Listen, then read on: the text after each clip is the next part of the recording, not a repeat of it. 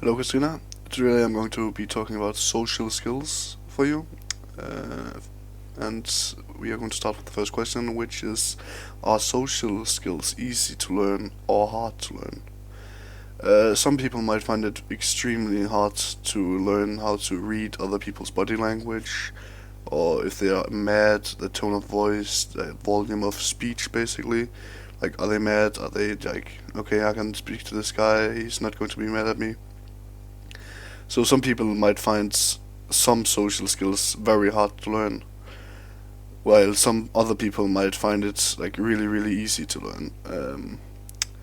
I can take myself for an example. I find it pretty hard to learn my volume of speech. I might be a bit overreacting when I speak sometimes, and might get a bit overexcited, I guess. Um, so how do people learn on the unwritten rules of social skills? Most people will probably learn them from their parents, or basically just practicing, like going out, talking to people. But some people might have a social illness, I guess you could call it, that disables them from learning it in the same way and uh, the same kind of way as normal people.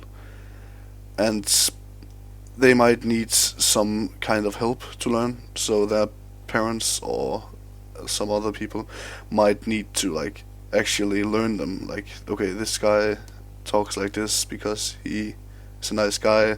He's very low in his tone of voice, and you can see in his body language that he's not going to like hit you because you said something mad, like bad to him. And yeah, some people might just need to practice the unwritten rules of social skills.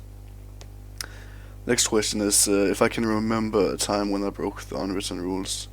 As I said before, my volume of speech might not be the best skill I have, and I broke it a few times. I can't really think of a particular experience really, but uh, like you can tell if a person finds like if you can tell if a person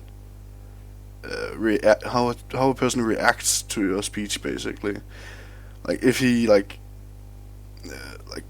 take a step away from you, he might be frightened about about you what you just told him, and it might not necessarily be you there's something wrong with, might not necessarily be what you said, but the way you said it, like if you're like screaming at him, shouting at him, he will probably take a step away from you because and that's body language. You can tell in his body language that he is frightened, basically. And that's all about the volume of speech, basically. Because if you break that rule, people might not interact with you the way you want them to. And the way I knew that there's something wrong was because of the body language of the person I was talking to, basically.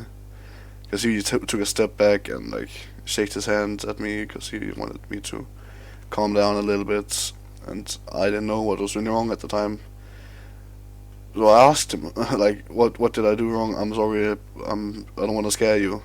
That's also a easy way to somewhat learn the unwritten rules of social skills. Is if you feel a person is frightened about what you said, or if your tone was too high, just ask them. Like, there's nothing wrong with asking a person if you did something wrong. You can only improve from that. So I asked him, "Did I do something wrong? I'm sorry. Did I scare you?" And he told me my tone of voice was a bit too much for him. He couldn't really take it, I guess. So I'm still trying to improve that. That's also the next question. Is there any skills I'm still learning? And yes, my tone of voice is still under improvement. And as my future, I'm hopefully going to get better at the tone of voice. I want to study law, so I might need to practice that quite a bit so I can have a valid conversation with a judge or a victim, or yeah. And that is basically all I got for you today. See you in class.